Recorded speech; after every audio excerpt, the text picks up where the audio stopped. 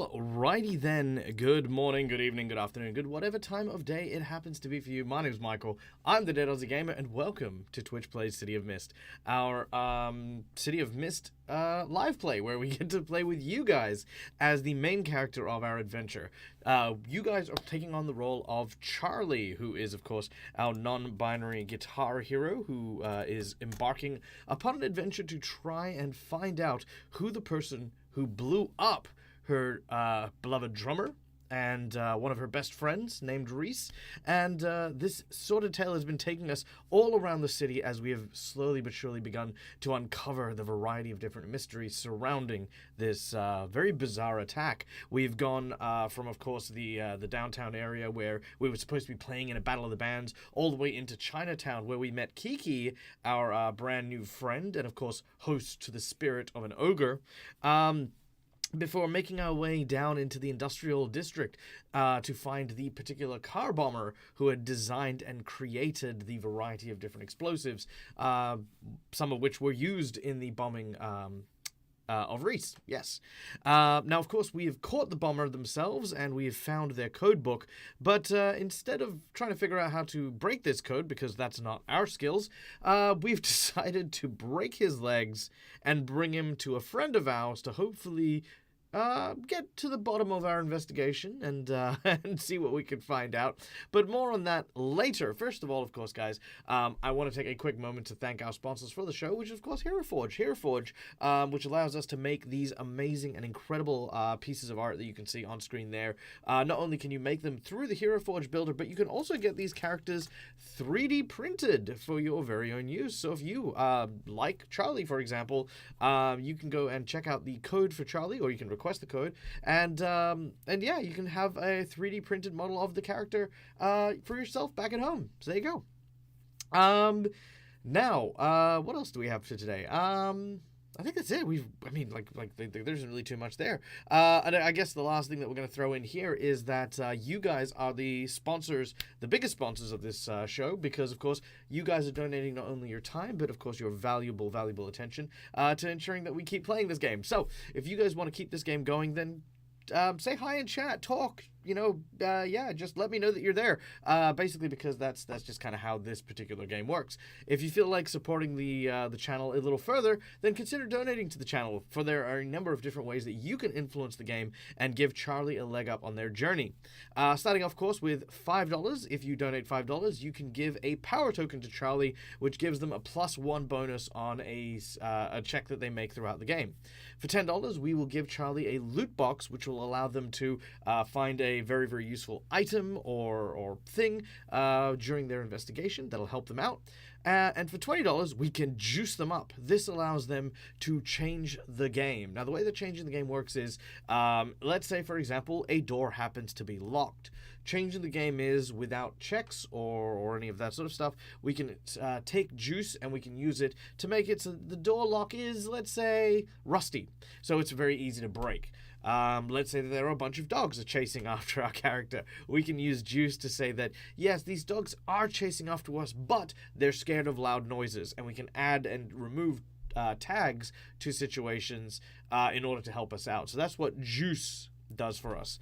And then for the grand old prize of $50, you can spawn a unique encounter or danger for Charlie to face. Now, this is up to you guys as to what those challenges might be. It might be some thugs. It might be the Yakuza. It might be, who knows? Whatever the case is, we'll be looking at you guys for inspiration and having Charlie's journey extend a little bit longer, thanks to the various obstacles placed in their way. Yes, that's where we're at. What else is there? Of course, we'd like to take a moment to thank Sirenscape for the wonderful sounds, and Foundry VTT for the VTT that is allowing us to use these very, very cool City of Mist character sheets there.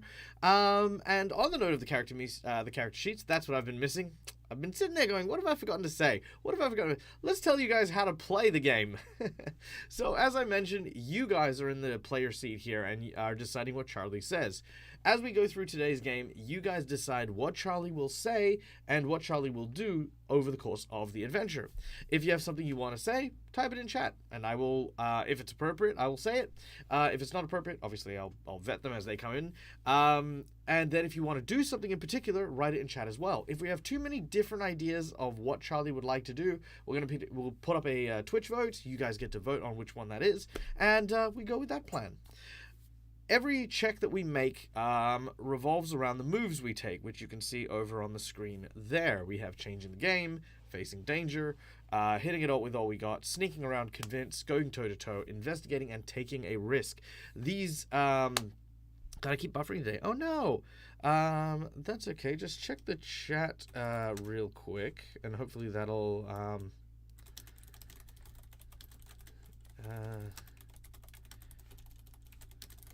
boom. There you go. All right, try that. If that fixes it, then hopefully it will. Yes. So any of these checks require 2d6 to be rolled, and then we add whatever tags we require to these checks in order to determine success and failure. Charlie has the following skills below, as you can see. Charlie has been granted the power of electricity, thanks to, of course, the spirit and mythos of Nikolai Tesla. We then have that Charlie is a troublemaker, is a lead guitarist, and has been raised in the slums. And below that, you should be able to see there are a number of different story tags that can be used in order to boost up our skills. For example, Charlie is very self-reliant, so any check that she makes that would be justified by, like, oh yeah, Charlie's very self-reliant. They wouldn't necessarily need to make a challenge to try and find food, for example, because they've always been kind of self-reliant. So if you're looking for food, it's like, yeah, okay, yeah, I know a couple of places, maybe a hot dog vendor who gives away like the stale bread at the end of the day, because they can't sell it. Whatever the case is these skills are used to boost your powers and abilities. All right. I think that's it. I think we're there. All right. Cool. I'm not going to delay anymore. I'm kind of like circling back on my own pitch here. So, without any further ado, let's get started with episode 4.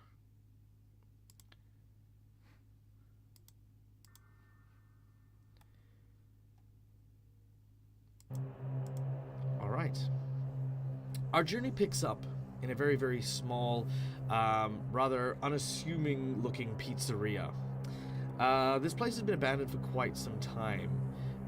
It is called A Slice of Life, and this pizza vendor who used to live here long since abandoned their enterprise after several rather sketchy health inspection failures led him to close his doors permanently.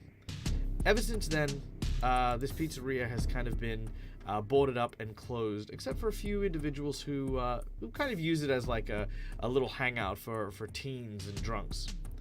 Charlie's used this place on a number of times to kind of get away from it all, to try and hide out where no one except for their closest friends would know where they were.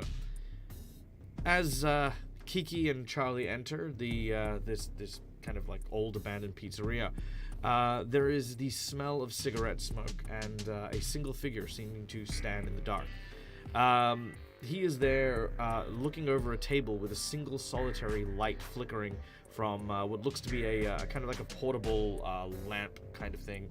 It's like one of those ones you take camping, hanging just on one of these large hooks embedded from the ceiling. This is in the kitchen area. So all the tiled areas are kind of that black and white checkers. The tops still have some of the utensils used for the pizzeria when it was abandoned. None of the food or ingredients or anything like that, but just all the tools and stuff. The person in the room here is none other than Francis. Francis Burke is a local paramedic. He's been operating in this in the city for a few years and has recently been caught in quite a long and sordid debacle of their own. Francis has known Charlie for quite some time and owes more than a few favors to... Charlie owes Francis more than a few favors. This, of course, is definitely one of those ones that's going on their tab. The person on the table is this individual.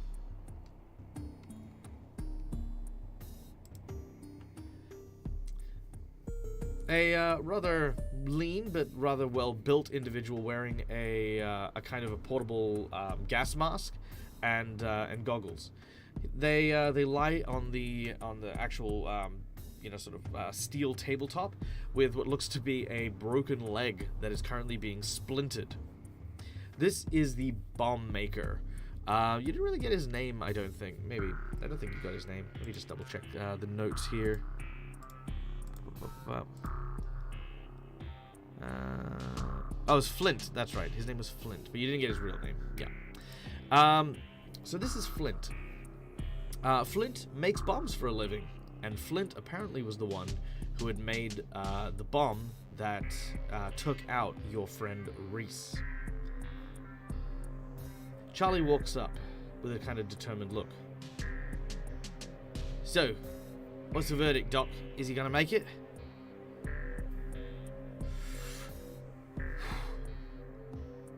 Look, I don't know what you expect me to do here. I mean, yeah, you broke this guy's leg in 3 different places. I mean, what, was he attacked by a gorilla? Kiki throws over a kind of a stern gaze and sort of has this growl sort of creep across her face. Francis looks back and says, never mind.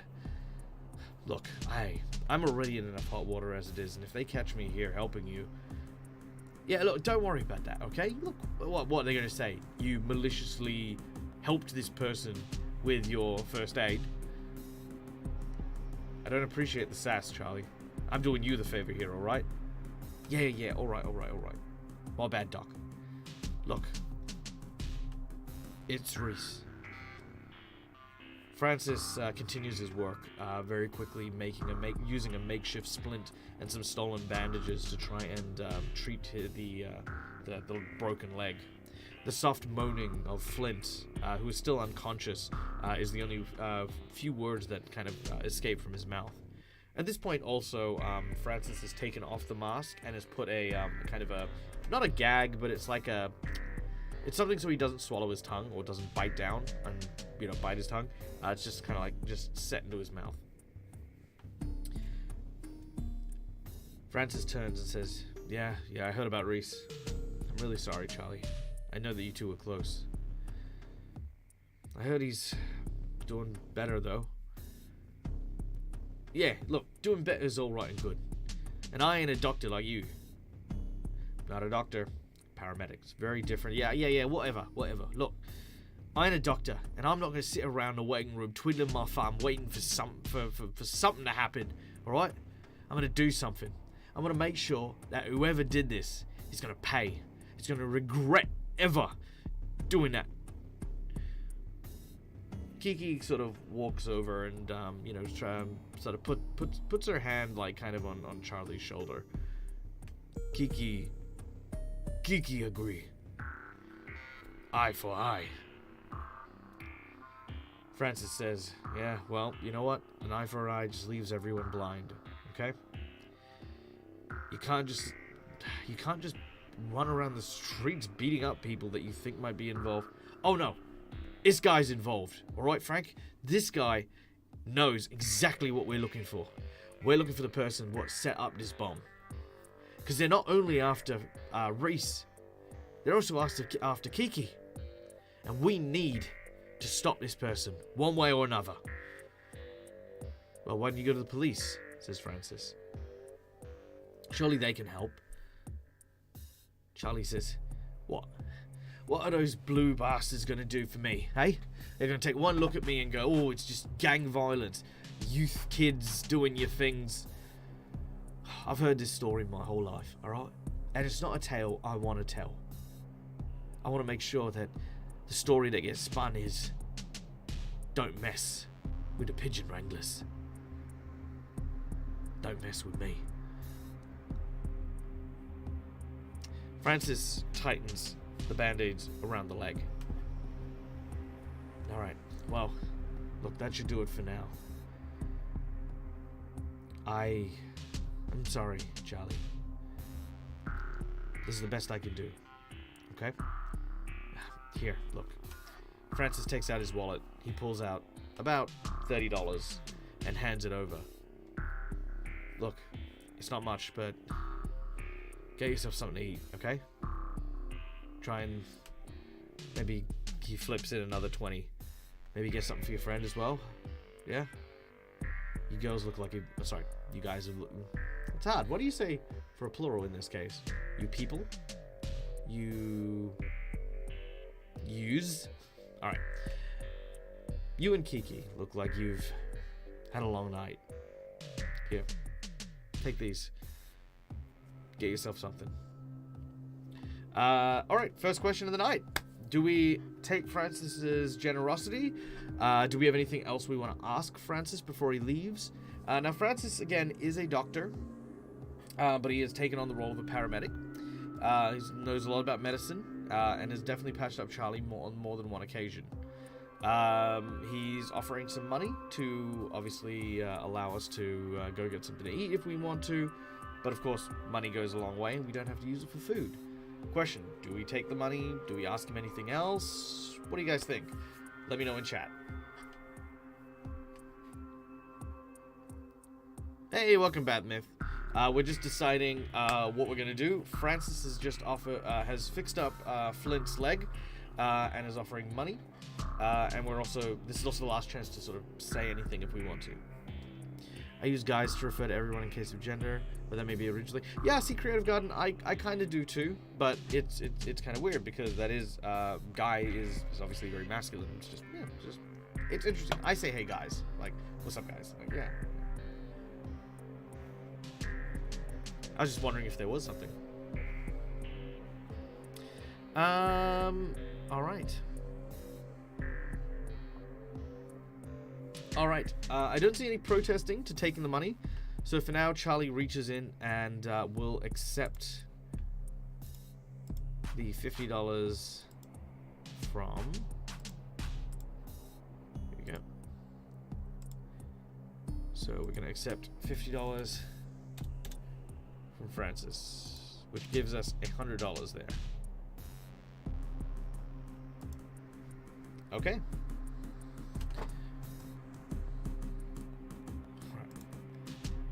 Nah. No, we'll be fine. Thanks again, Frank. I mean it. Yeah, just... Look, what happened to Reese, just make sure it doesn't happen to you, okay? There are very dangerous people in the city and... Well... Violence isn't always the answer. Yeah, well, violence is what keeps you in business, innit? Violence is what keeps you in business. Business? How do you say business with a British accent? Well, violence gives you a job, innit? There you go. Yeah. Violence keeps you in a job, innit? Perfect. There we go. Violence keeps you in a job, innit? Yeah. Yeah, I guess it does. Francis puts out his cigarette and heads for the door.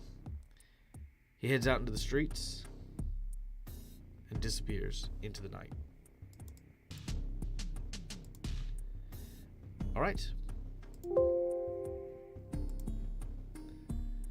At this point, Flint slowly begins to awaken.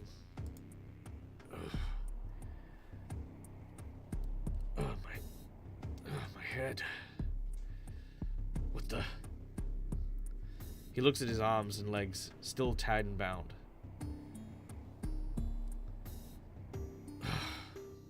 Well, I guess it wasn't a dream. Oh, there you go. Yeah, he's not wearing a mask anymore. Well, yeah, I'm not going to make the mini without a mask, but he's not wearing a mask anymore. He does look like he's got a couple of burn marks, and he's got like kind of like a 5 o'clock shadow. Other than that, he's reasonably good looking. Not, like, model handsome, but, he's not a model. Yeah. He says, look, I don't care why you brought me here, and I don't care what you're looking for. I've got a business to run. Yeah, right, and I've got a friend to look after, alright? So you're going to tell me what these codes mean. Look, I already told you what I know, okay? We don't trade names. we don't trade locations, and we don't send each other Christmas cards when we're done. Listen, wise guy. Charlie grabs hold of Flint by the chest and sort of like pulls him to upright. He winces in pain from his leg. He says, "You gotta give me something more than that, okay? I ain't wandering through all richy hoity-toity town and have no idea of what I'm looking for apart from a bloody peacock." Alright. Now, the purpose of us taking Flint hostage was, of course, to try and investigate this. So we're going to make our first roll of the day. An investigation check. Everyone type in exclamation 2d6 in order to interrogate Flint as we're trying to find out what happened, or find out anything about the person we're looking after.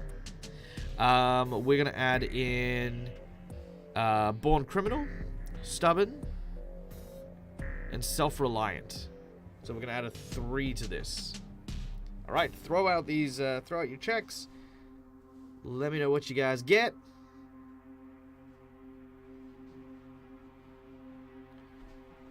Got some good results there. Nice, nice, nice. All right.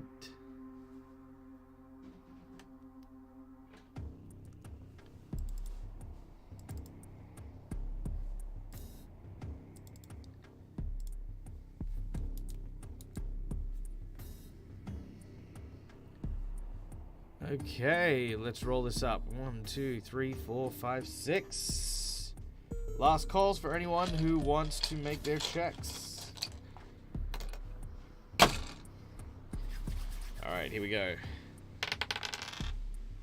Alright, that is a 3. So that is 1, 2, 3. Motivated Jackal. Ooh, with a 2, unfortunately. Unfortunately. Does Flint not have a phone to arrange drop-offs and meetings at the product? Ooh, very nice, very nice. Alright, unfortunately with a 2, your investigation is not going to lead you anywhere. He seems to be very tight-lipped. You then look into his pockets and find his phone. You can see that there are a variety of different numbers there. And sure enough, in each of the contacts is a color. And a, what's it? Hold on, let me find out these clues here. Is a animal and a color. You scroll through the list on the phone and eventually find the fuchsia peacock. Flint starts to get anxious. He says, "Oi, give that back." He says, Nah, I don't think I will. All right. How do we want to approach this? Let's see. We can start a poll. Flint's phone.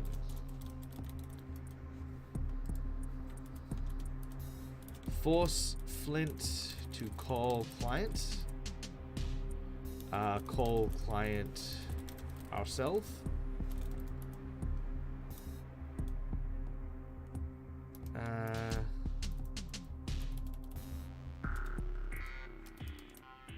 Find someone who can track or track number. That's a good one. Or go to Tylee's house. I'll ask Tylee about the number.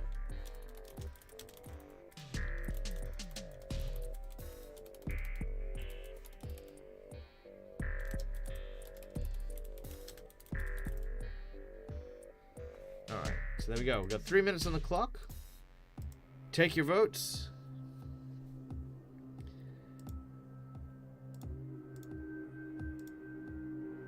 Alright. Listen here, mate.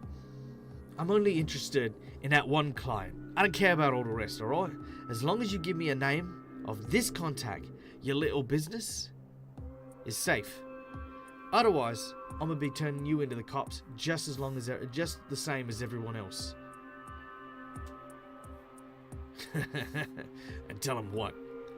That you barged into one of the roughest areas and then decided to break the leg of a man? Nah, you're not into that kind of heat. I can smell it on you. You're just as down here in the mud as the rest of us. And you won't go to the police for something like this. No. I think I'll take my chances. Alright. Alright, looks like we've got a bunch of people wanting to track the number. Alright. Now, there are a number of ways we could potentially track the number. The first way is we could try to call the number, and using our powers of electric manipulation, follow the signal. The second way is we can go and see if we know someone who specifically might be a like a tech whiz or something like that. See if we can go track down someone who understands technology a little bit better, and see if we can go find that. Or yeah, we could. I think there's really only two options.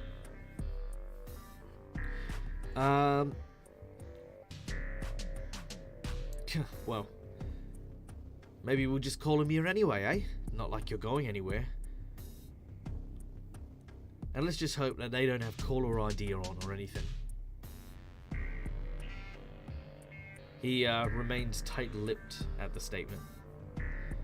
Is there any other numbers we have recognized by chance? No, we do not. Oh, that was to call the cops. Oh, right. Yeah, that's true. Yeah. Let me rewind that one. How about we just call the cops then? Eh? It's not like you're going anywhere. Leave the phone here with you wrapped up nice in a nice little bundle. Because you're right. Maybe I won't go to the cops and ask them for help. Maybe I won't. But neither will you, mate. And what are you going to tell the blokes back on the harbour? Eh? That you're beaten up by a little girl? Kiki stands strong and proud about the fact that she had unleashed a series of injuries upon this poor dude. He says, look, it's an old town, okay? Fuchsia's a candy shop in Old Town. But the woman, all I know about her. Lady comes in, places the order, picks up the goods and leaves, okay? Don't know anything more than that.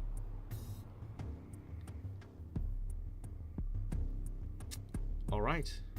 So we've got ourselves another clue here, which we're gonna throw this in.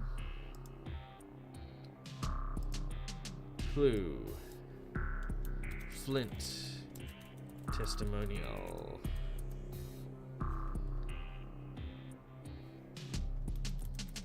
Flint.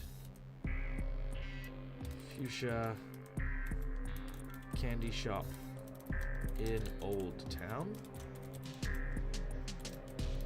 Client is a rich woman.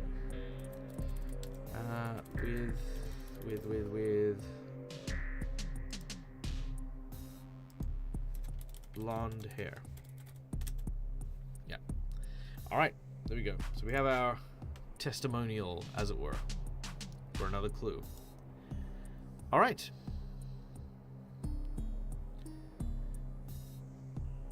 Alright, we're going to try and track the phone. Taking the phone, you begin to channel your powers into the actual phone itself. You start to go through the contacts and then dial the number. As soon as it begins to dial, we're gonna make a change the game rule. We're gonna try and capture the signal so that we can track it. So I need exclamation 2d6 from everyone as we attempt to try and manipulate the electricity. Yep, so that's just going to be a +1 on that one. Alright. That other bomb you sold her, is it rigged with shrapnel, ball bearings, or other type of the bullcrap that you the first one? I would say that question myth would probably have been asked earlier on, and I would say that he'd say no. Both of the car bombs, when you asked about what was in it, were exactly the same. They're an incendiary car bomb. They explode with force. Their real goal is to detonate usually the car's fuel tank and then create a flame, as it were. Shrapnel and the like does leave a lot of evidence, which is why generally when people use it, they don't have shrapnel and stuff like that. All right, last call for any 2d6s! Exclamation 2d6 if you want to roll with them. Let us know if you got them.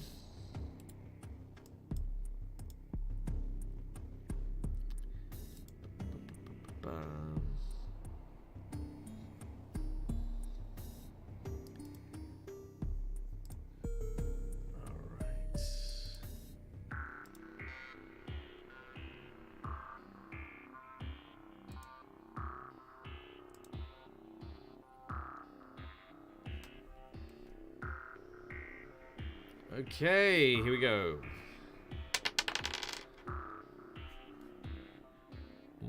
Okay. 1, 2, 3. Mythical Turian with the 11. All right. Wow. Wow. Yeah, no, these rolls were abysmal. We got what do we get? We got a 3, a 2, an 11, and another 3. Yikes. Yeah, no, that was very lucky, Myth. All right. So, with the 11 and a +1, making it 12, that is a critical hit. So, lightning flies from your hand as you catch onto the signal. You feel its pull towards the caller, and you hold on to that feeling. You kind of get this idea of where to go. Now comes what we do with Flint. All right, what do you guys want to do with Flint? You have the signal. You know which direction to head for. What do we do with this guy?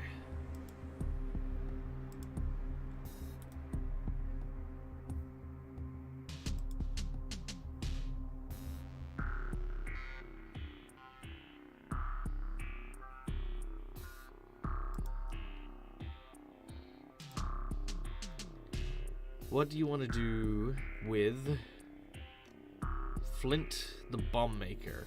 Do you want to let him go? Do you want to... Should we do this as a poll, maybe? I don't know. Get Kiki to intimidate him into silence. I mean, he's already kind of not going to tell anyone this because, again, with Kiki having been the one to beat him up, it's bad for business if he tells other people that he was beaten up by a girl.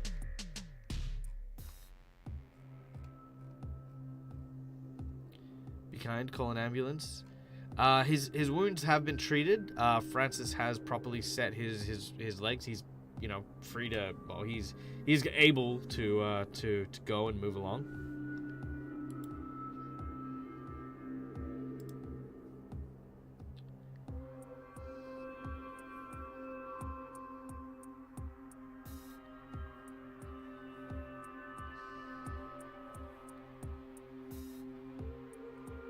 All right, I think the idea is that we don't want to harm him, and that if we do let him go, we just want to make sure that he doesn't, like, you know, bring things back to us. Chances are it'll make things a little rougher when we go back, or if we go back to the industrial district. But for now, yeah, you're pretty confident that he's not going to go around blabbing. So, Charlie, now that you have the signal, you throw the phone back onto Flint, who catches it. All right, listen here. You keep your mouth shut about what happened here, and you make damn sure that the next time you build one of your little boomsticks, that it ain't anywhere that I can even hear. Otherwise, me and Kiki, well, we're gonna come back and we're gonna pay you a visit. You hear me? He says, I'm not the only bomb maker in town, but you know what? Yes. Okay, fine. Kiki nods and the two of you leave. Kiki no understand. We let man go? Won't man keep doing bad thing? Yeah, he probably will. But you know, this city, it's not quite as easy as saying good and bad, you know? Everyone's got to make a living somehow. And it's not his fault. He makes the tools. I'm after the person what fired it. Kiki nods. Don't suppose you've ever been to the old quarter? Kiki shakes her head. Oh, well then, my dear. Ain't you in for a treat? Leaving Flint behind, Kiki and Charlie make their way to the old town.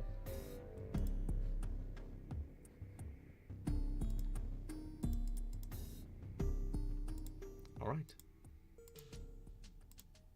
Now, across the streets of the city, past the cobblestones and the sounds of the loud noises, the world almost seems to change in its entirety. An almost European-styled city now sprawls out in front.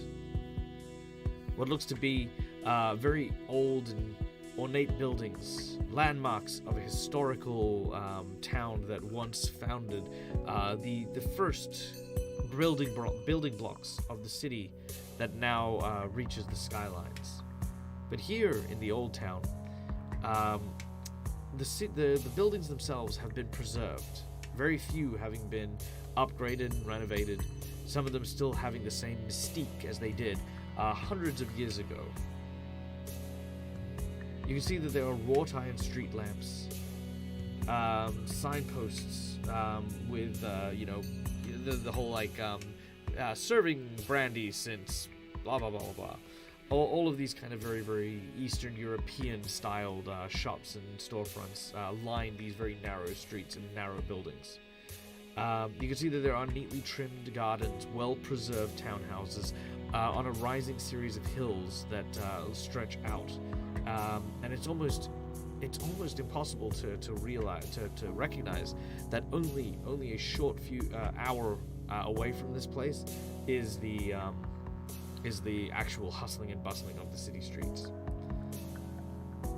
The old quarter is a treasure trove of antiquated artifacts, items, as well as magic. While many of the mythoses that surround the city are built upon lore and legend, in the old district, magic prevails. Not just magic that is wielded by the mythos, but even artifacts and reliquies, old magics, things that have existed for many, many, many years. Most of the populations of the Old Quarter can trace their heritage to the indigenous people of the city. The first settlers, the founders, many come from old money, and their estates, their family estates, definitely show this to be the case. Now, as you arrive, the first thing you notice is that the mist here is thinnest. It seems to roll around your ankles as opposed to cover the entire area in a thin veil. This particular area almost looks as though the mist itself is kind of thinned at the gates when you first arrive. As you enter, you can see that a number of the people here that walk the streets kind of eye both you and Kiki with curiosity. It's not often that tattooed, mohawk wearing guitar players walk through these streets, least of all kind of these Titanic mountain looking women. So a few people regard you as likely tourists or people just visiting. You begin to track down and follow the signal.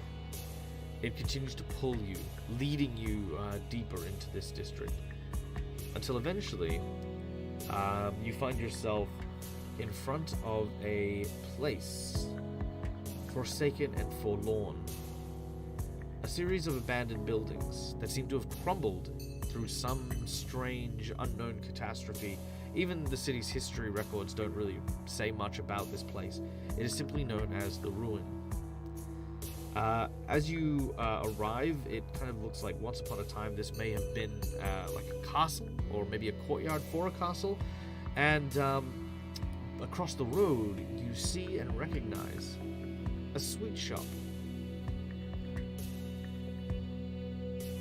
All right. Also, welcome in, Corba and Redal. Welcome in. What we have already done is we had Francis heal up Flint, who was the bomb maker for the bomb that took out Reese. We managed to convince him to say that the location of the client is a sweet shop in the old town, but he doesn't know the name of the client. You called up their number on your phone, and as the signal has left the phone, you used your electric manipulation to capture the signal, and you're now tracking that electricity. It's almost like the edge of your fingertips are like a dowsing rod, pulling you towards where the client's phone would happen to be. You are currently in the old town, which is like think the European first founders town.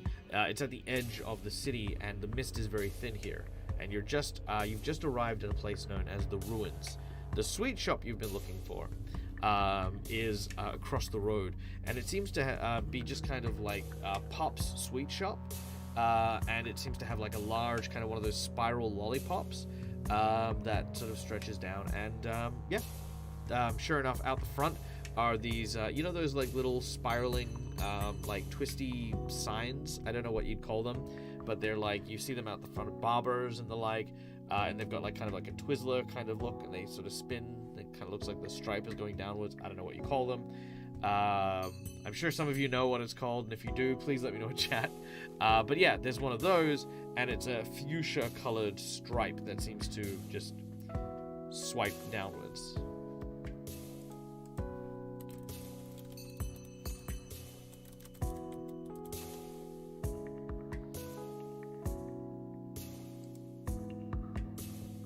Oh, it's called a barber's pole. Yeah, barber's pole. Yep, that's the one. Yes. It is indeed a barber's pole. I didn't even realize that was a thing, but sure. Barber's pole. Done. All right.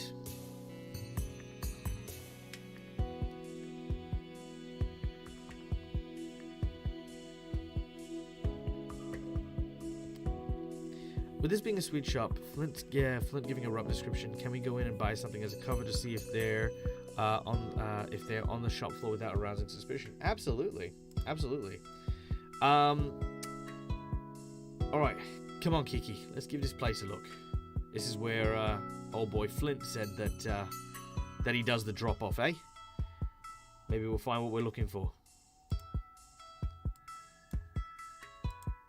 You and Kiki make your way into the building, and sure enough, you can see that there is indeed a sweet shop.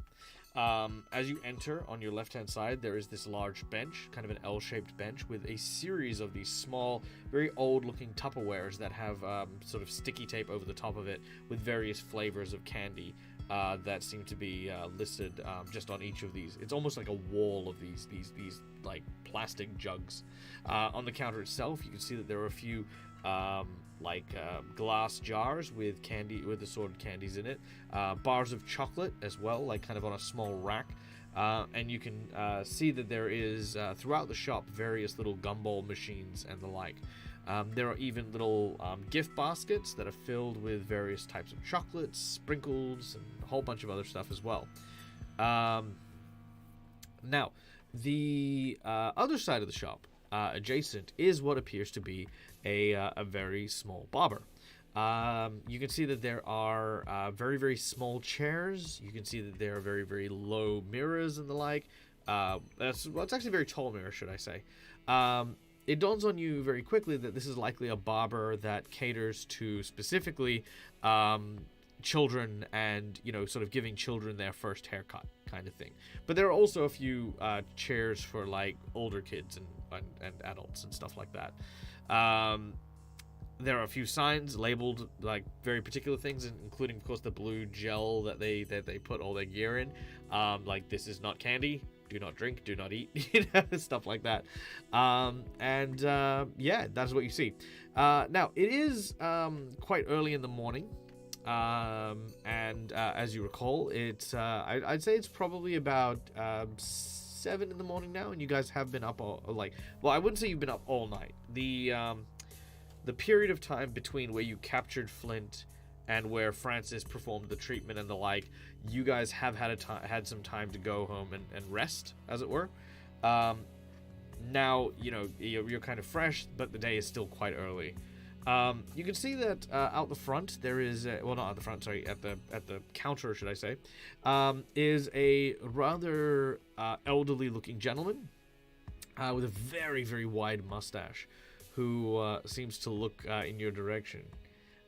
He says, well, if I live in Britain, it's a bit early for candy, isn't it? It should be breakfast time for yourselves, unless, of course, late night, eh? Looking at the individual, he seems to wear very, very large, thick glasses, has kind of like big ears, and has kind of like tufts of hair growing out of it.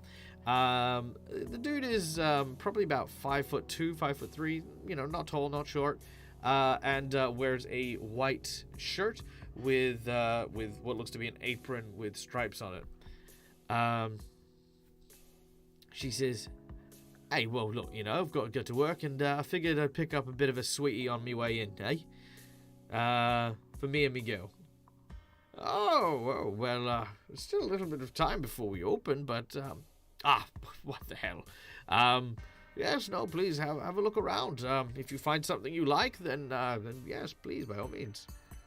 If I can help you with anything, do let me know. I do have some brand new candies that are international, in fact. Oh, okay. Well, thanks. I'll be sure to let you know. You watch as Kiki is literally looking at this place like a kid in a candy store. Kiki's kind of like really excitedly kind of like looking at like through some of the glass, having a look at some of the like gumball machines. She like pushes them a little bit. He goes, "Oh, careful with that. Yes, no, it's quite delicate. That machine, quite old, almost as old as I am." Charlie walks in and begins to sort of scan around. And sure enough, the signal does seem to come from inside the building somewhere. You can kind of feel it pulling. The old man continues to like sort of get ready for the day, as it were. Question is, what do you guys want to do? Right now, you're chilling out, you're inspecting candies and stuff like that. Did I prepare a list of delicious candies? I haven't, but I'm pretty good at improv, but we'll see how we go. Question is, we're still looking for the phone. So, question is, what do we want to do now, guys? Throw out your suggestions of what Kiki and Charlie are going to do, and we'll make our decision there. Let's start a poll here. Candy shop. Buy candy and leave. Look around quietly. Hey, Corbo, thank you so much for the donation. My excellent and wonderful friend. That will give a power token to our dear friend Charlie here. Let me add that for you right now. There it is. Boom! Power token for candy. Very well. Well, you know what? Seeing as you bought candy, Corba, you can decide what candy Charlie will buy. There you go. And you know what? I'll give Kiki a treat as well. Well, there you go. Yeah, there you go. Looks for the signal. Find signal. Let's see, what else? Obviously, leave if we want to leave. All right, we're just gonna put like 1 minute on this one. This one's not a big one because we are. Is the pull of the phone indicating the back, upstairs, or downstairs? It seems to be indicating, as you kind of feel your hands kind of tugging, it kind of feels like maybe the back room. You can see that off to the side near where the barber shop stuff is, there's like some kind of like what do you call it, plastic, instead of an actual door, there's just these plastic hanger type things. That's what you kind of find there. Plastic confits and flying saucers. So it is said, so it shall be. Charlie, as she's making her way around, finds this small little like white paper bag and puts in a couple of licorice confits and a couple of flying saucers as well. They all kind of cost the same, so they're not very expensive. These are, however, very, very good. There are some very, very high quality stuff, but they have their own packaging. The stuff that you put in the bag is just like whatever you want to put in the bag. If you want to put gummy worms in the bag, you can throw them all in. What are flying saucers? Oh, flying saucers are amazing. Oh my god. Flying saucer lollies are... It's basically just sugar, but it's one of... Let me put it on screen for you guys. We call them UFOs where we are, so you might actually know them as UFOs. But they are these things. Let me throw this up here. Come on, you. There it is. Okay.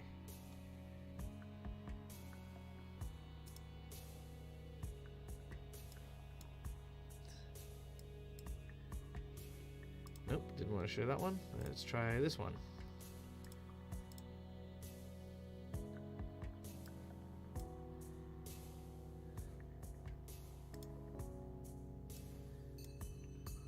Alright, there we go. Alright. So these are flying saucers.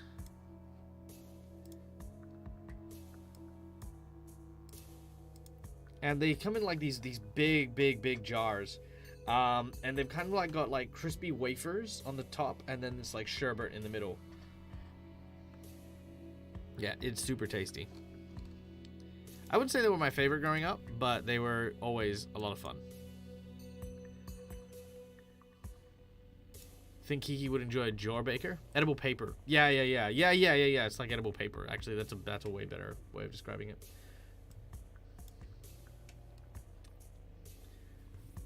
Need these in my life. I mean, you probably could find them. They're probably not very difficult to find. Okay. I completely missed what the result of that was because I was busy looking at flying saucers. View results. Results were... Look around quietly and find the signal. Okay. Done and done. Alright. Let's make a stealth check as we are sneaking around.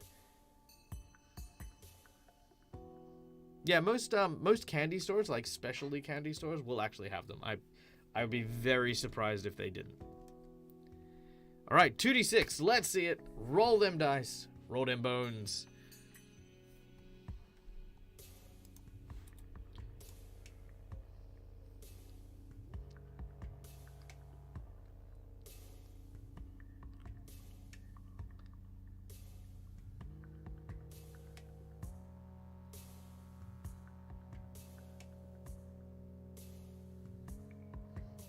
Okay, got a few ones there. Very nice, very nice. All right. Last call.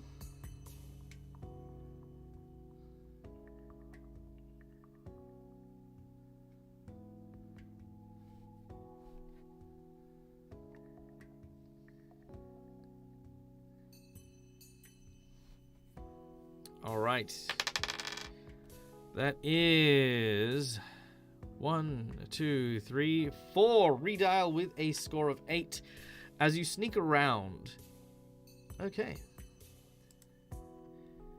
Very well. You sneak around and eventually find that the signal is pulling you towards the back room. You wait until the old man is kind of distracted, and make your way kind of in quietly through the drapes. Kiki seems to be quite happily and contented, but she's not going to follow you because obviously it'd be suspicious. Thankfully, Kiki will keep the old man distracted long enough for you to be able to look within. In the back room, you can actually see that there is a variety of stocked shelves filled with these large cardboard boxes. The signal pulls you deeper in until eventually you come to a trash bin. This large trash bin seems to have like kind of just like, you know, wrappers and kind of like the ripped up boxes and stuff like that.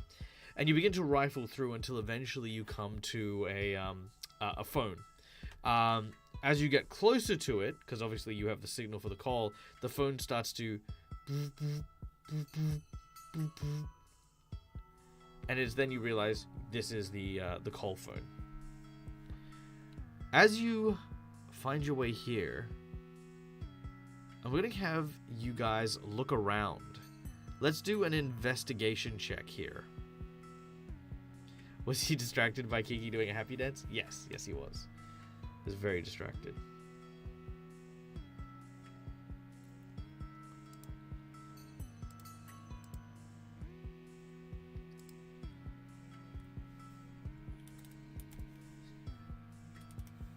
All right, 2d6. Let's make a investigate check.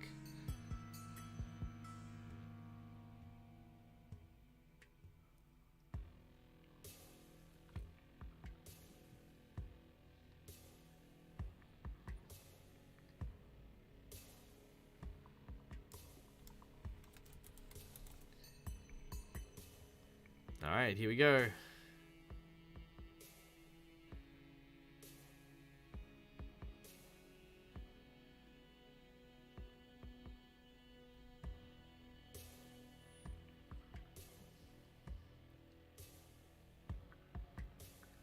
Very nice. Okay, we got some good ones here.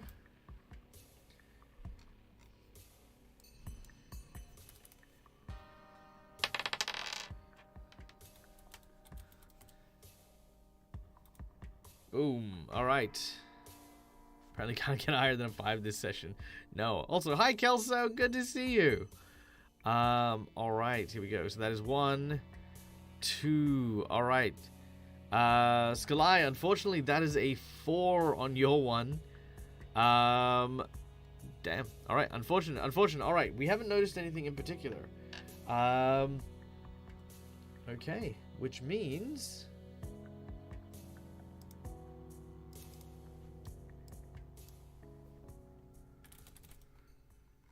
Let's see if we can pull this up here.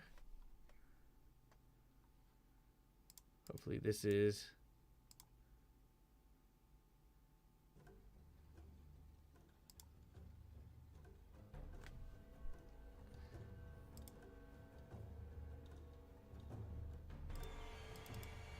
Beautiful. All right. So, without realizing it, a figure descends. Upside down, hanging almost like a bat.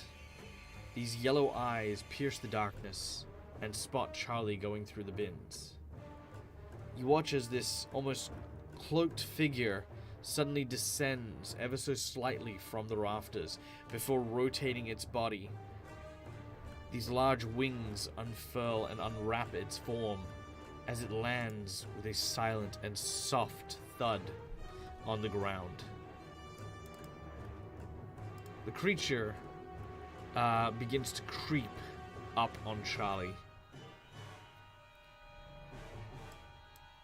And as it does so, it stretches out its arms and grabs Charlie from behind. The creature looks like this. Hey, what's up, Witchy Mama? Nice to see you, and thank you, Phoenix Dragon TTV, for the follow. Welcome in. If you have any questions about what's going on or the adventure, please don't hesitate to ask. We are very, very, very happy to communicate stuff with our lovely audiences. We are playing the role... Oh, you guys, should I say, are playing the role of Charlie, a electric guitarist who has gotten the power of Nikola Tesla to conjure, manipulate, and control electricity. You're currently on a not murder mystery. You're on a investigation to try and locate the person responsible for car bombing your one of your best friends and drummer. So that's the big goal there. You've managed to track down a burner phone to a sweet shop in the old town, and that's where we currently are. All right. Boom, there it is. Okay. So, the creature reaches out and grabs hold of Charlie, reaching out with both hands to grab them by the arms. Charlie immediately turns around, uncertain as to whether or not to let loose a yell or to fight back. What do we got? What do we want to do, guys? Did they die in the car bomb? No, they haven't died in the car bomb, but they were severely injured. Charlie is a tough and rough kind of individual, and has taken it upon themselves to not try and stay by Reese's bedside, but instead to try and find the person responsible. So there you go. I'm not even here. Basically here. Well, that's okay. Regardless, you are still welcome nonetheless. And thank you for the follow. Wanting to try out D&D? Nice, nice. Well, you know what? Look, D&D is all about storytelling and describing. So if you can paint a picture with your words, then you're well and truly on your way. And this game is actually quite good for that, because you guys are here and you guys are playing, which is great. But fundamentally, this is great exercise for me, because all I'm doing is I'm sitting in a room talking to myself. So, I mean, it's great practice. It really is. All right. So, guys, how are we going to handle this? Fry this bastard? Electric attack. Okay. All right. Let's put this up to a very, very short vote. You guys will get to decide. All right. We've got a few things we can do here. It's got me. Is the thing. All right. Electrocute it. Call Kiki. Try to wrestle free. Anything else? Can Charlie drain some of the charge on the burner phone to tase it? Yep, they'll get into electrocuting it. Got lots for tase it. All right, so we're gonna put that up. 2 minutes on the clock for this creature. All right. So, as this creature seems to grab hold of you, it snarls with an almost reptilian jaw, its huge muzzle pointed in your direction, with what looks to be kind of these razor-sharp teeth, about 2 or 3 inches long each. What, no diplomacy? Yeah, this creature definitely has you, and it looks quite strong as well. Big, large muscles. Lagging by about 30 seconds? No worries. Yeah, that's why I usually put about 2 minutes on the clock, so you'll have a little bit of time as well. If you don't get a chance to vote, let me know. I will put it in there as well. All right, but I think we're good. I think everyone's keen to electrocute it. All right, so I'm gonna get everyone to roll exclamation 2d6 in chat so that we can roll our electricity as we begin to gather our electricity and our power.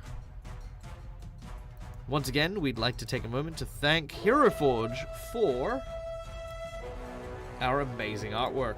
Boom! Channeling the power of Nikolai Tesla and the mythos within you. That electricity surges through your body as your hair starts to take on this this electric glow, and your skin becomes blue. Okay, 1, 2, 3, 4, 5. Anyone else? Last calls. Speaking of which, HeroForge, they're actually where I found you. Oh, fantastic, sweet. Yeah, I love HeroForge. HeroForge has just so much really cool stuff. From their Twitter, that's really cool. Yay! I'm glad that they're doing good. I was really disappointed. I had so many people at Gen Con asking me like where the HeroForge booth was. I heard that the HeroForge team was there, but there wasn't a booth at Gen Con, so bit of a shame. But I remember when I went there and I actually got to see their like display panels and stuff like that, and oh man, HeroForge stuff is just so beautiful sometimes. All right. Okay, we got a lot of rolls for this one. All right, let's throw this out here and use a bigger dice here. Okay, here we go. All right, so that is 1, 2, 3, 4, 5. Kelso with an 11.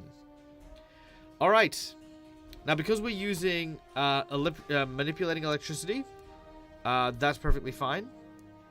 I think that's all we can really use to boost ourselves for the time being, but as the electricity surges through our body, we will drain a certain amount of percentage from our phone charger, because in order to because one of our weaknesses is in order to use our powers, we need to be at a place where there is electricity. Let's see, how much charge do we have left in our phone? We have 37%. Given that we rested, I would say that that's back up to 100.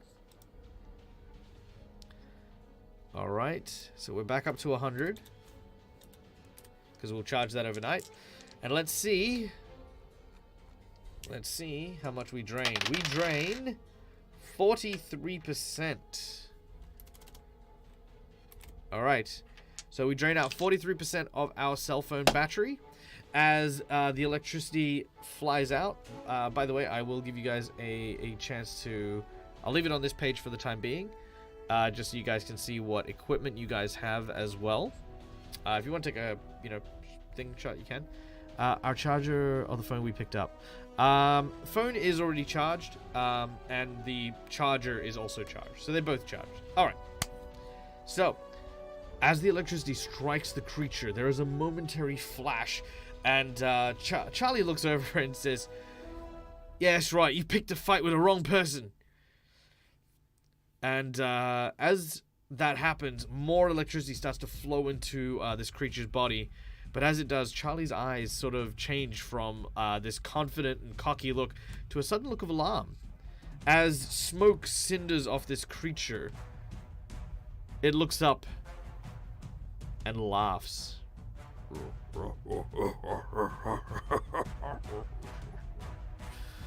The creature turns and tosses Charlie into the wall. Charlie crashes into several boxes, tumbling over and spilling candy out into the floor.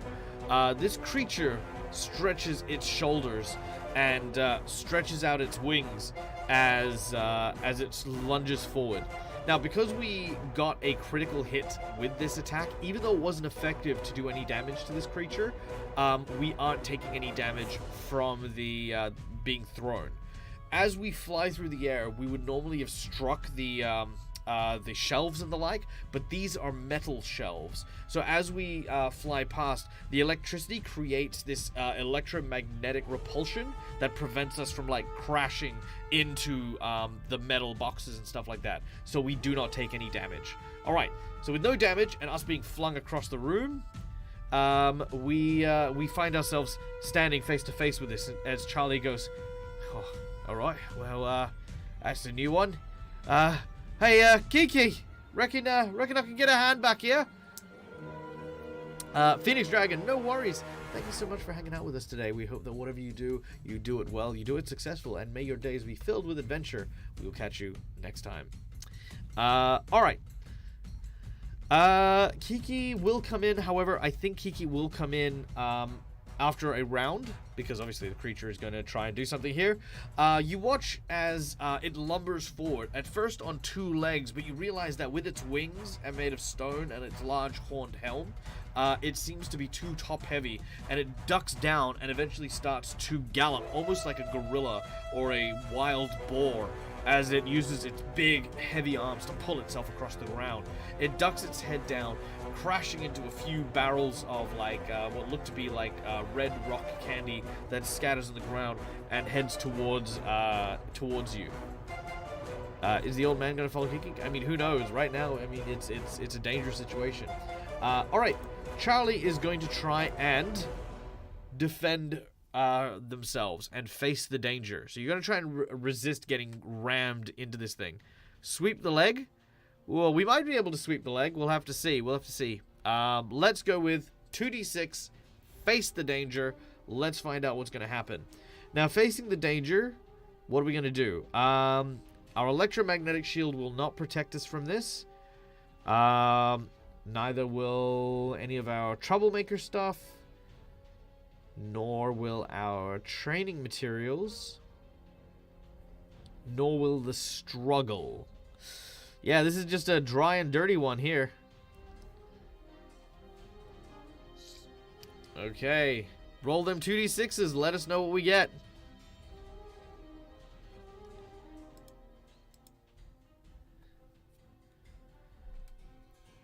Okay, pull them towards us and crash down. They're kind of like leaning up against the wall, I imagine, because they've pushed away from you, so they're kind of like away and like up against the walls. If you want, you could potentially use, you could charge something metal with an electromagnetic charge and charge something else with a different charge, and then they would be pulled together. That is an option, just so that you know science-wise how this works. This guy makes us drop our sweets! You kind of see that you've sat on your sweets, so like the confit are crushed up, and the UFOs are like literally just shattered and broken. There's just a big bag of like licorice sherbet in your pocket now. We have a blunt weapon, a tire iron, something we can intercept the creature with. You do have a let's see. You have your cricket bat, and you have your I'd say you'd have your tire iron as well. You've also got a fireproof blanket. You could try like always doing the bull thing, like the toro. You also still have one grenade, two tier 2 grenades and one tier 3 grenade left. But of course that would do a lot of collateral damage. All right, let's make this roll, shall we? 1, 2, 3, 4, 5, 6. All right, nice and easy here.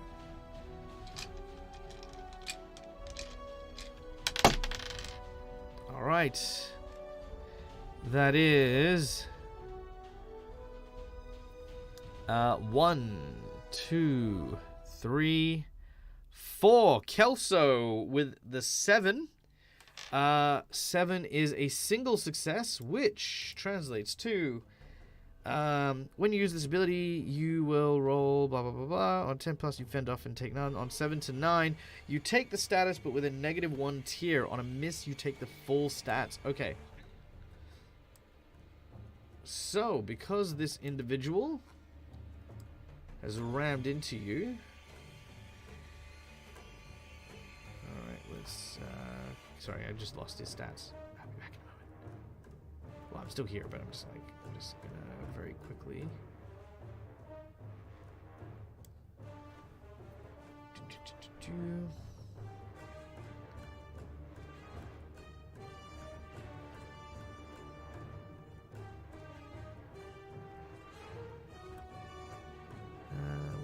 Where are you? Here we go.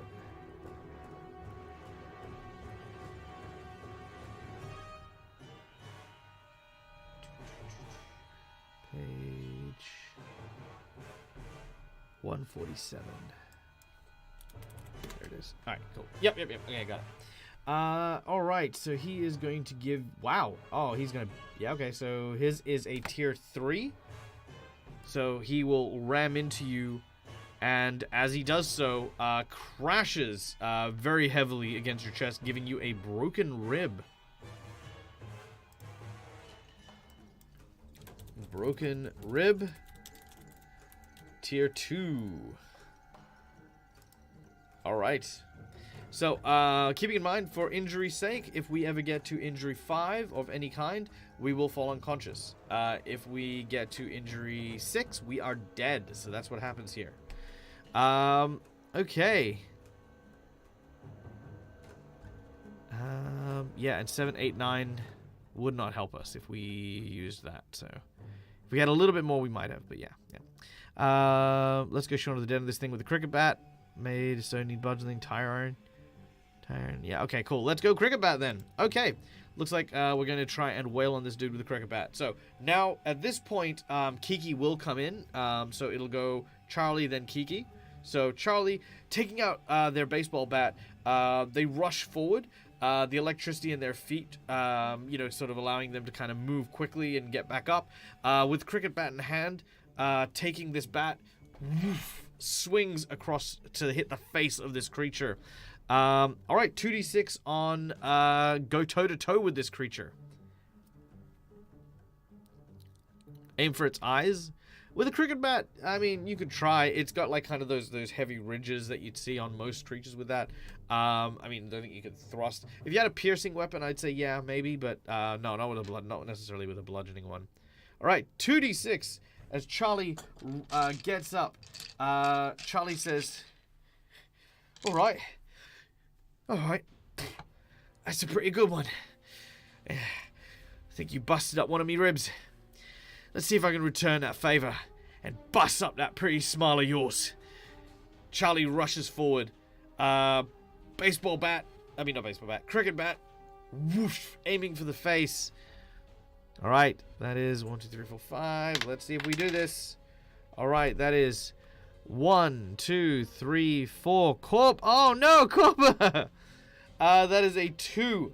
As you've gone to swing the bat breaks, exploding on the face of the gargoyle, who reaches down and grabs Charlie by the head. Oh, that is unfortunate. All right, unfortunately, that will. You know what? I'm gonna put this up on a vote. Very quick 1-minute vote. New poll.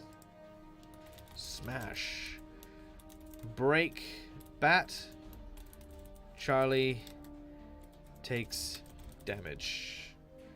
All right, 1 minute on the clock here. Let's throw that up. Let me know what you think we should do.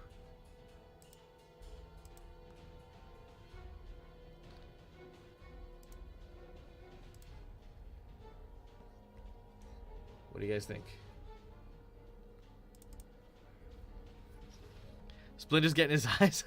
No, we do not get splinters in his eyes. And even if they do, they're still kind of technically stone eyes, so I mean.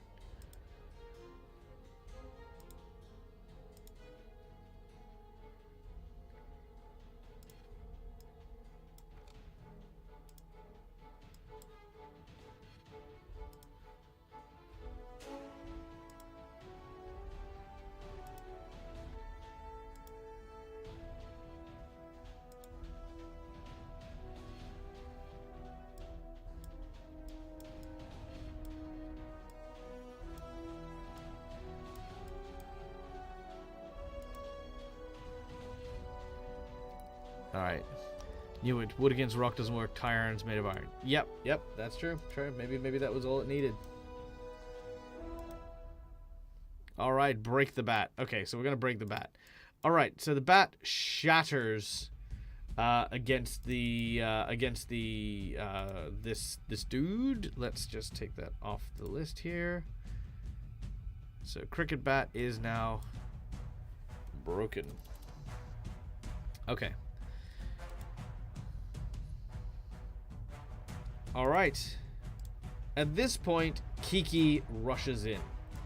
Alright, what do we want Kiki to do?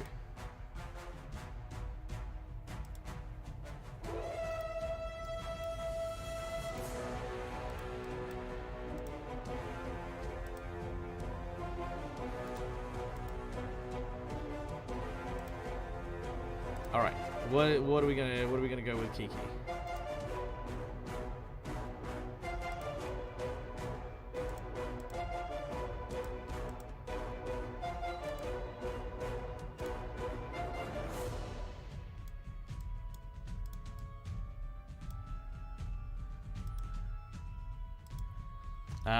Charge and grapple. Okay, charge and grapple is a good one.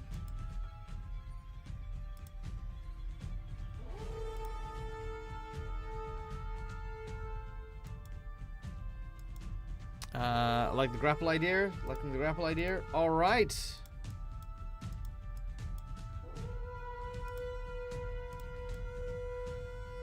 Okay, grab the wings and tear them apart. All right, let's try and grab him from the back then, shall we?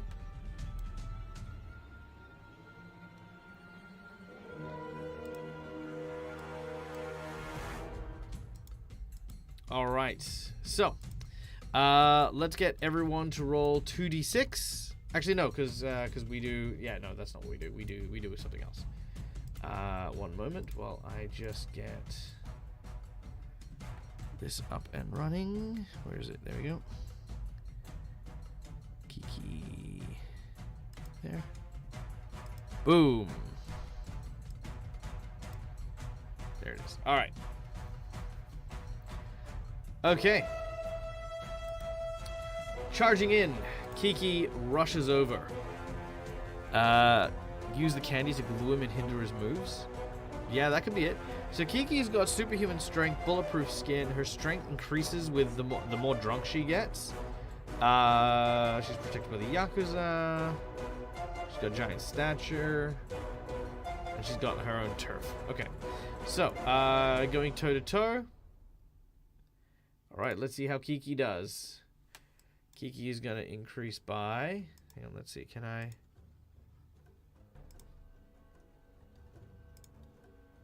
Nope, can't do that. I still need to figure this out. Okay, so Kiki's going to add superhuman strength. And giant stature. So we're going to add 2. Confirm. There we go. Alright, that is a 12. Alright, we get to choose 2 options here. Kiki can give them a status. Give them a status and then block and dodge. Okay. So if Kiki wants to, here's what Kiki can do. Kiki's going to jump up onto the creature's back as she charges in. She reaches up and grabs hold of both wings. This gives the creature a status of 2. And you watch as Kiki's grabbing onto the wings. And she's going to remove flight 2 as well. However, as Kiki is doing this, the creature is going to headbutt backwards and smash into Kiki's face, giving Kiki injured 1 as a result. Now, how did this happen this way? Basically, because we landed a critical hit, we got to get 2 options. The creature always gets to make a free retaliation, and normally one of those 2 is gone to dodging that retaliation. In this case, we've not only stopped him from moving, like we've kind of grappled him, but we've also stopped him from flying away, so he won't be able to fly and try to get rid of where Kiki is.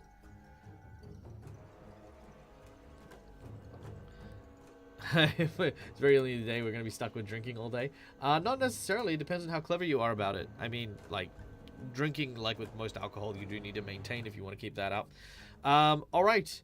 Yeah, the creature is going to struggle and try to remove one of its own conditions, which it will try to remove one of the wing conditions. So it will basically just like fight and struggle. It's trying to free itself from Kiki's grab, but that is all it does. The combat Kiki mini looks so cool. Thank you so much. I appreciate that. Yeah, no, this does look really, really cool. All right. Next, it is our turn. All right, what do we want to do next? Throw a jar of candy, I heard. Something heavy. Any other suggestions besides throw candy? I mean, we can throw candy. That's always a good one. We do have the tire iron if we want to try and hit him with the tire iron.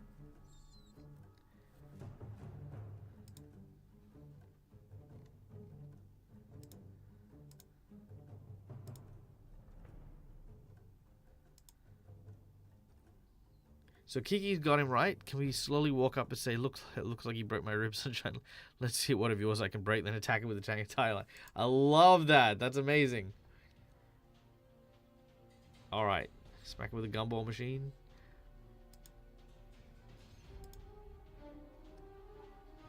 All right.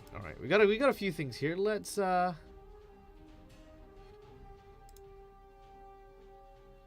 right. Let's throw this in to a very short vote.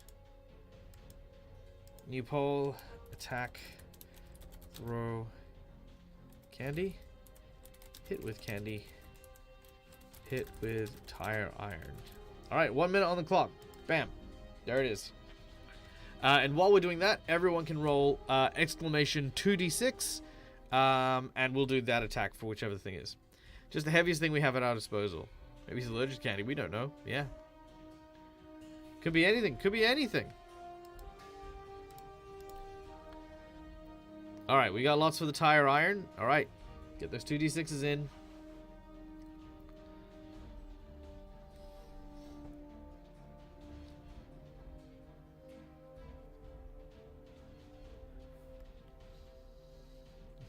Alright, we got a few mixed ones here.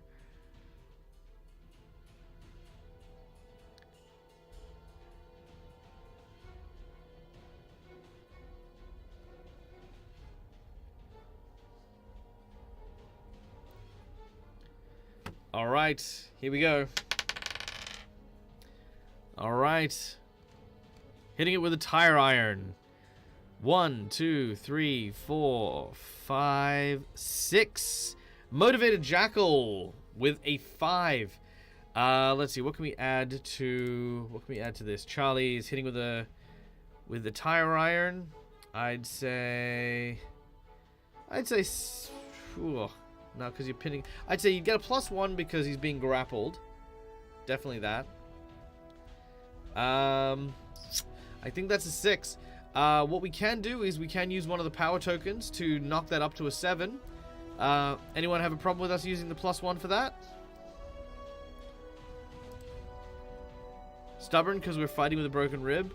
Okay, because keeping in mind we're gonna take some more damage anyway. So unfortunately, Stubborn's not gonna help us here. What do you think? Yeah, let's do it. All right. All right, we're gonna make the hit. We're not just gonna take damage. We ain't no punk. Okay, here we go. Get that.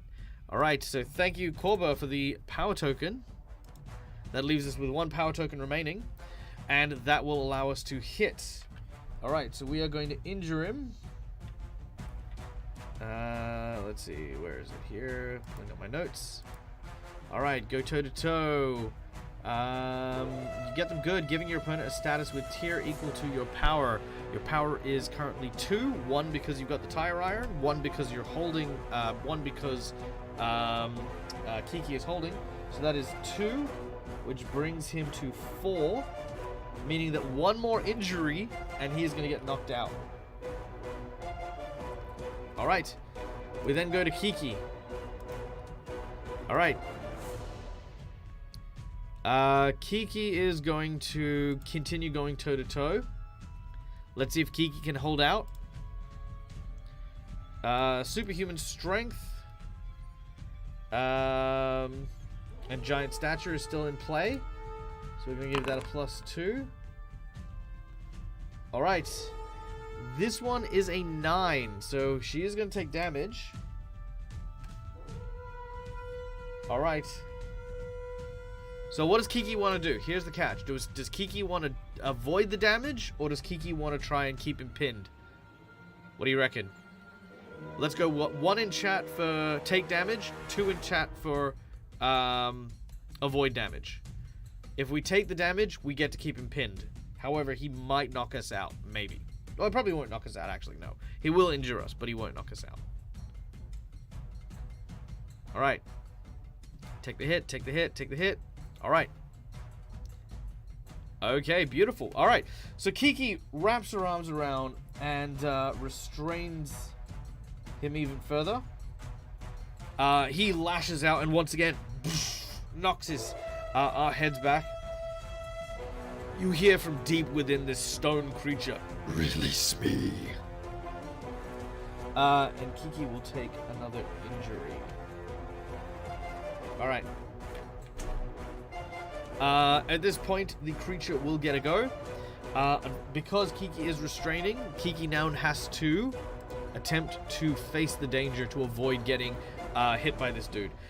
Basically, at this point, as Kiki's on his back, you watch as he basically tries to flip backwards, spreading his wings outwards, so that he drops his full weight on Kiki. Now, Kiki's rather big, and she's got the spirit of an Oni, so she's very strong. This does give her some benefits. So, superhuman strength, giant stature is still going to be applied.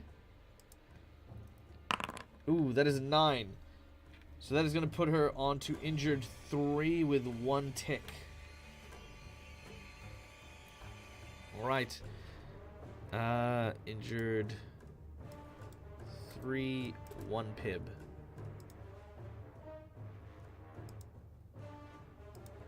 Alright. So Kiki's holding on. There's definitely some injuries going on, but Kiki is hanging in there like a trooper. This comes back to Charlie now. What does Charlie want to do? Give it another good whack.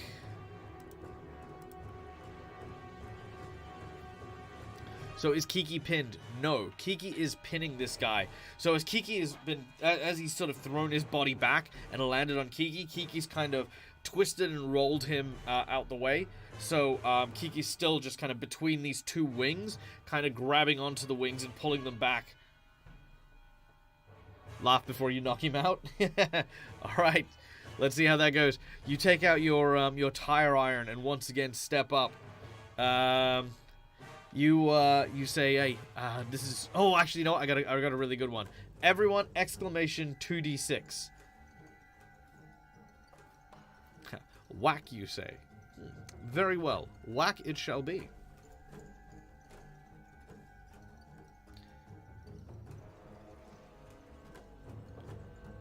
Alright, beautiful. It's 1, 2. Let's keep them coming.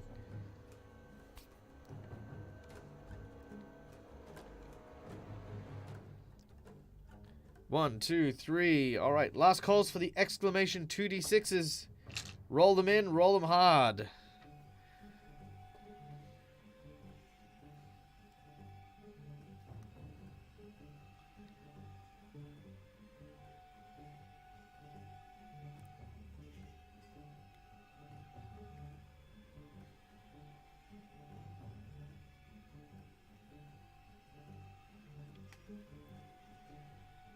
Yep, Kelso, it's exclamation 2d6, not exclamation d26.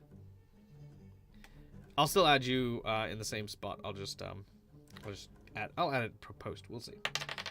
Whoops, I don't need that dice anymore. I need a bigger dice because you guys are awesome. Here we go. Oh, okay, that's a big number. Let's see.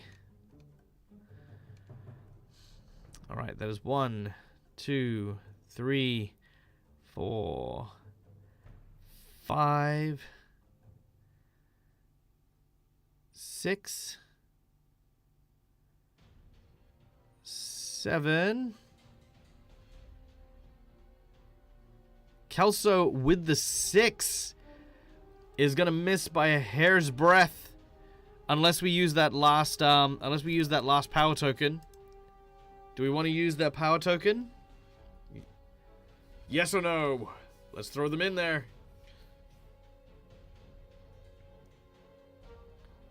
Do we use our power token to get that hit off? Seeing a yes. Yes, yes, yes. All right.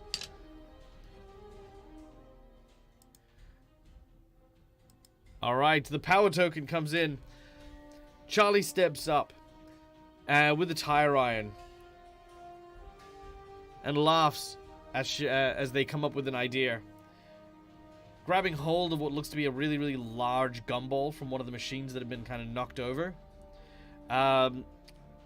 Charlie tosses it into the air and says, "Chew on this," and then smacks it with a tire iron straight into the jaw of the creature, who falls backwards as his neck twists. This will give 2 pibs, but will not knock him out. However, it then goes to Kiki's turn. And as his head reels backwards, you watch as Kiki tries and twists and pulls at the wings. And colliding with and in addition to your pull, Kiki manages to basically rip one of his wings out from its socket. There's this cracking sound as it is torn clean off, and you hear the creature go, "I yield!" And there's this kind of horrible sound as it holds its shoulder in pain. The combat is over, but whether you show this creature mercy is up to you guys. Let's throw it in chat. Gargoyle. Finish him. Spare him. There is no mercy at this dojo.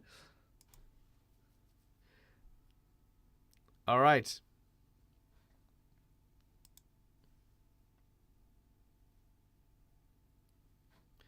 See if it's got a reason to give us mercy. And why should we yield, eh? Would you have done the same for us? Nay. 'Tis not our way. The battle be fought on these grounds are taken with life in hand, and what is given can be taken.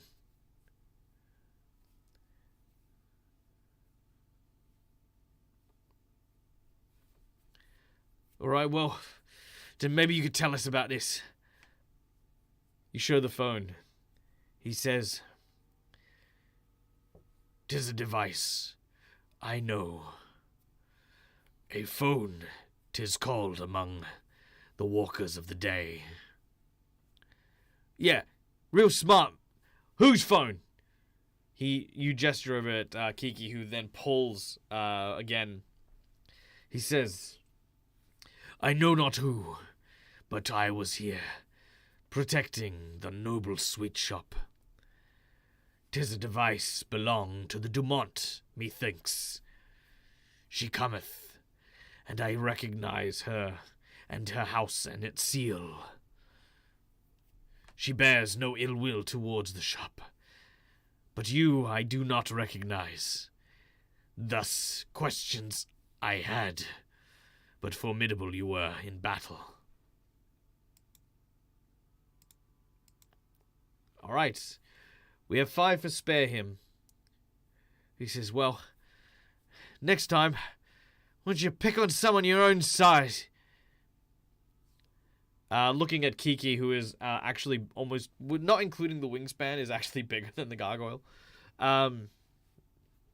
He says, "Mercy you have granted me, and I shall not forget."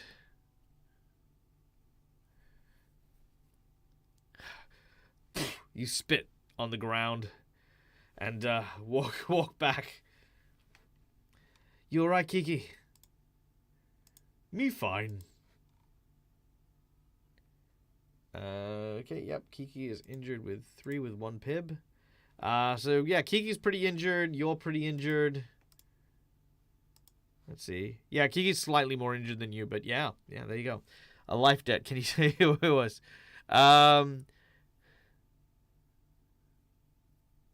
I would say I don't think Charlie would understand the concept of a life debt, right? But I think there'd be kind of an unspoken rule here. There'd be an unspoken thing here. What's a pib? Oh, good question. Well, a pib is like this. Okay, so there are 6 tiers to any tag that you can gain, whether it's a good tag or a bad tag. There are pibs between each of the tags equal to the current tier. So for example, there's one, so there's tier 1, then tier 2 has 2 pibs, tier 3 has 3 pibs, tier 4 has 4 pibs, and tier 5 has 5 pibs, right? Now, in order to excel to a pib higher than the status that you're hitting it with, you have to do that many pibs. So for example, if I hit you with a tier 2 power, right, that's a tier 2 injury. If I then hit you with another tier 2 power, that's 2 pibs towards your tier 3. So that's kind of how that works. We need heals. Guess old man doesn't have any healing candles. Call Francis again. Yeah, maybe you can call Francis. We'll see where we are at. We'll see where we're at the moment. So, heading back out into the street, into the sweet shop. You can see the old man goes, "Oh yes, no, I found what you were looking for, dear. These are some of the finest jawbreakers I've." He notices that you're both quite injured. "Oh, is everything all right, love? You look like you've seen the rough end of the evening. You know what? Here, take these as well." He hands Kiki a bag of jawbreakers, and hands a basically a block of like very, very expensive Hershey's chocolate to Charlie. "Look, sometimes." Hold on, wait. Let me get this in.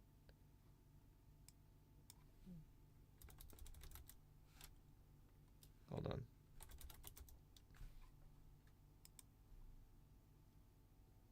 All right, hold on. Let's see. Where is it?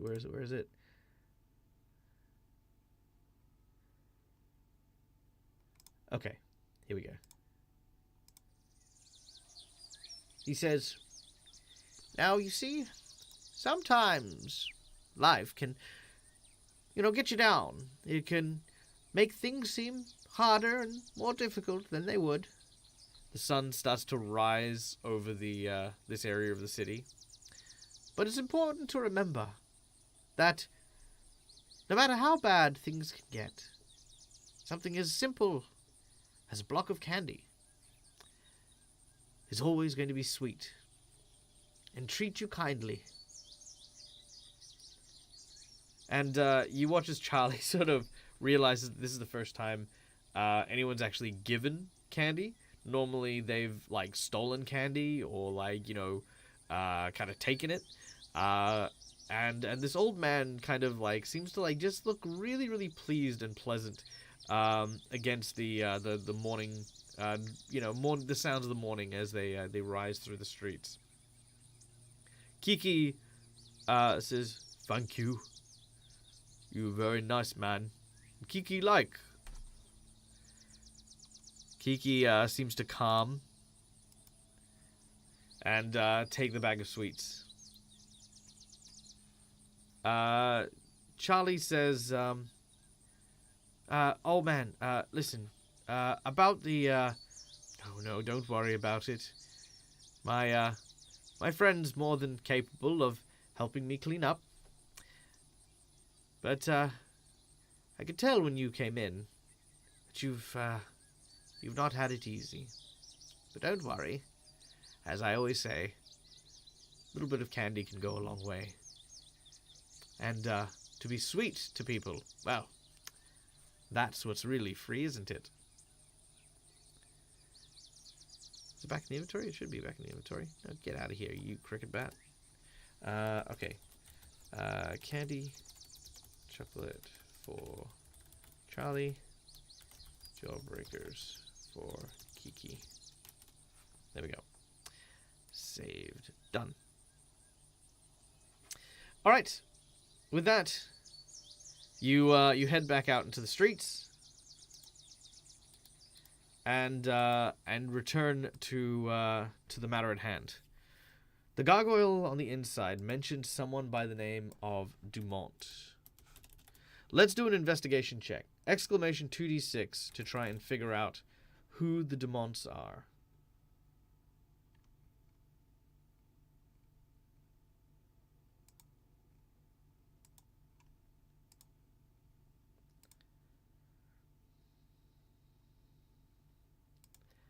All right. Here we go. Oh, redial. Oh, these rolls.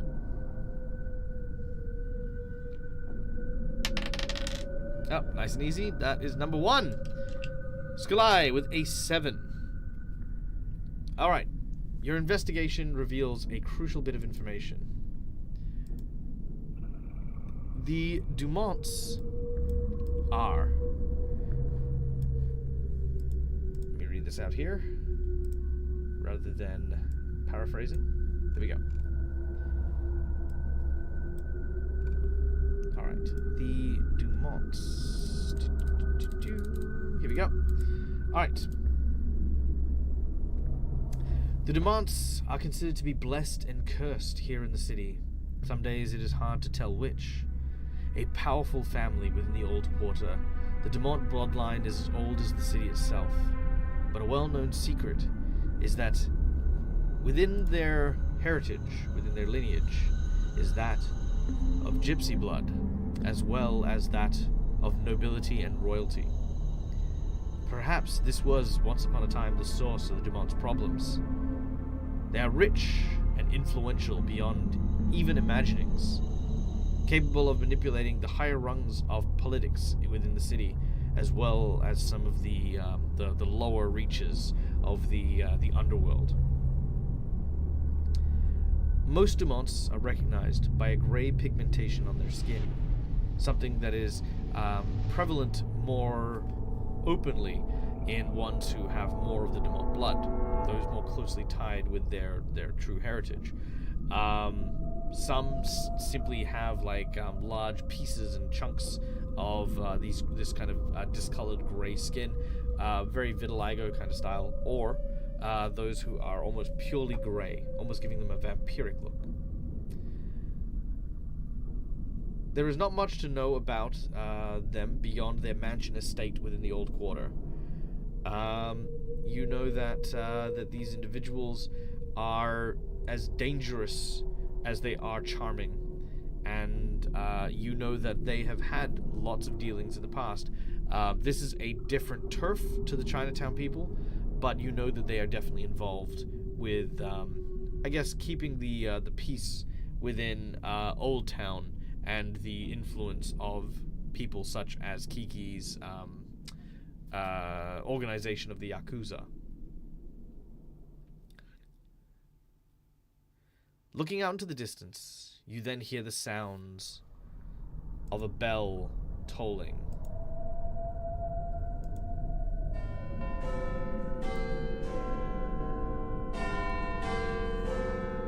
As you turn your way to the north, a large mansion with a tower, a huge clock jutting out of its sconces, seems to almost awaken, and with it awaken the old town.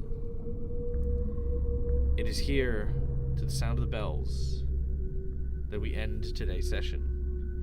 I'd like to thank everyone for coming and joining me this morning. I hope you guys had a wonderful time. I know that I did. Thank you to Corbo for the wonderful donation. The PowerPoints definitely came in handy today. I hope you guys had fun. Are the Demonts totally the Belmonts? Maybe. Maybe we'll see some vampire hunting old country individuals involved in all of this. Awesome as always. Thank you so much. Yeah, again, I hope you guys had fun. I'm enjoying the series as it is. There are 2 more episodes. For this season. We're only doing 6-episode seasons because, alas, I am trying very, very hard to continue to run these sort of things. But again, these are late at night, and we're trying to figure out what we're gonna do. So we'll have a discussion about what we're gonna do in the time slot. We might do a Twitch plays through the breach. We might do a Twitch plays D&D. This is what the time slot's for. But there are 2 more episodes left to go, so do stick around and help us find out what is going on. And yeah, that'll be a lot of fun. Now, I don't believe I'm doing Curse of the Crimson Throne. I don't think I'm doing Curse of the Crimson Throne tomorrow because I believe a few individuals are away. Let me just double check my notes here. I do apologize. I should keep better notes. I really should. Let's see. So 1, 2, 3. Yes. So we are going to miss tomorrow. So there's going to be nothing on tomorrow. However, I do know Dread will likely be back doing his thing. So if you want to go check out Dread does stuff tomorrow. Tuesday, we might hang out. We'll maybe I'll do a stream on Tuesday. We'll see. But Wednesday is very special, guys. Wednesday, I'll be over on Careful Cantrip at the launch of Season 2 of their brand new campaign as I take on an amazing character over on their channel. They've invited me to become one of their main cast members for this season, and I've accepted because they are awesome and wonderful, and it's going to be a lot of fun. I'm going to sit around and watch the bits I missed at the start. Yeah, very cool. Please do. Again, it's I think City of Mist is a great game. I quite like it. I think there are definitely some things that are a little complex, and I cannot wait to see because there's actually a shortened version that's coming out as City of Mist version 2 when the other side gets published, which is their latest thing. So I'm going to be doing that. Plus, I'm going to give you guys a hint. I'm going to give you guys a little hint at what I'm also preparing for. Just because I like you guys, and you guys have come to a very special stream of mine. Look, I love all my games, don't get me wrong, but this game is it's very personal. It's you guys and me. So I'm going to show you the thing I am working on / the thing that I am reading right now to hopefully make for my next big campaign. This is a special preview. Don't talk about it. We don't talk about it. Shh. It's all very quiet. But I want you to see this. This is something I am currently reading, and if everything goes well, will maybe be the next game that we're going to be working on. here we go. Oh, I'm so glad. I'm really glad you guys love this game. I really do. I really am. Really am. Okay.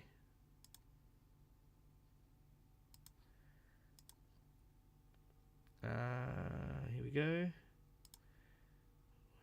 Window capture. All right, there it is. Check this out.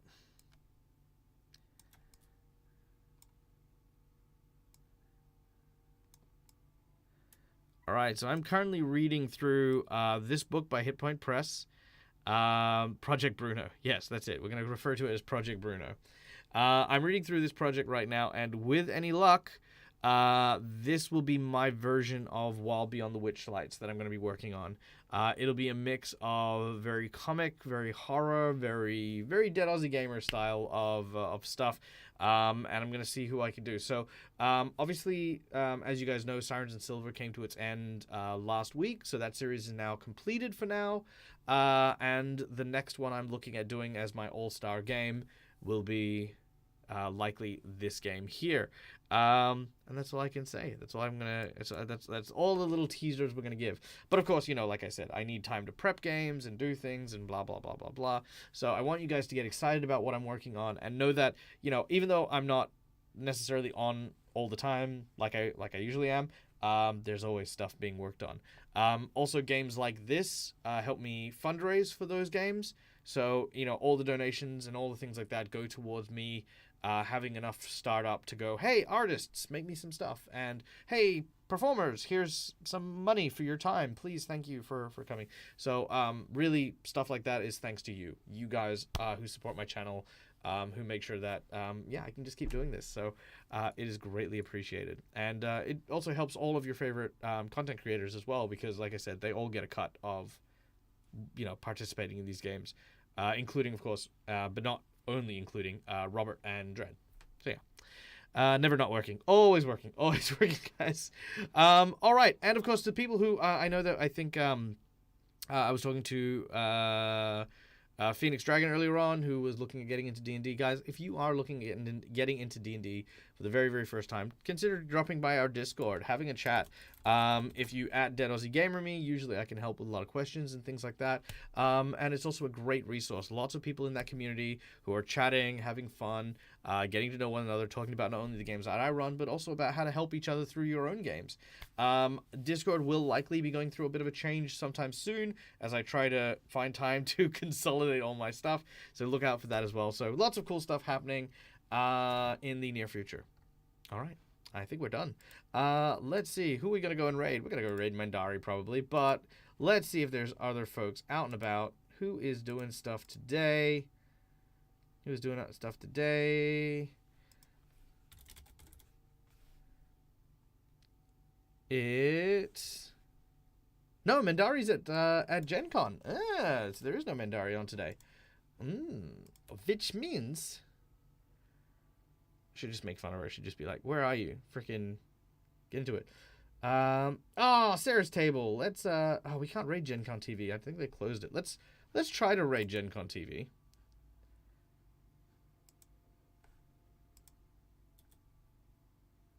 Yeah, let's try raid Gen Con TV. Gen Con does not accept raids. Pfft, yep. I knew it. Who else is doing stuff? Troll Lord Games. Yeah, Troll Lord Games. There we go. That's a good one. Troll Lord Games are a wonderful publishing group. We've done some work with them in the past. Yeah, no, yeah, so we're going to go there. Boom. Troll Lord Games. We've done some work with them in the past, so we're going to go and raid them. They're currently playing some D&D games, but if you want to, go check out Gen Con TV, because our friends over at Perception Studio are currently on stage right now with Sarah Moore, who are all friends of the channel. So, yeah, go check those guys out as well. Thank you so much for listening. Thank you so much for being a part of the Dead Aussie Gamer community, and till we meet again, as always, from me to you, game hard or die trying. Good night, guys.